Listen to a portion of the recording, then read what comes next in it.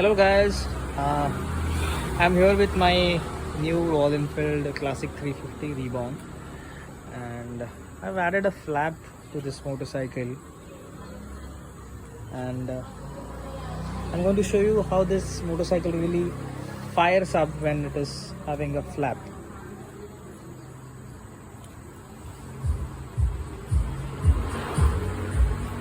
This is how it is, and I'll just fire up the engine now.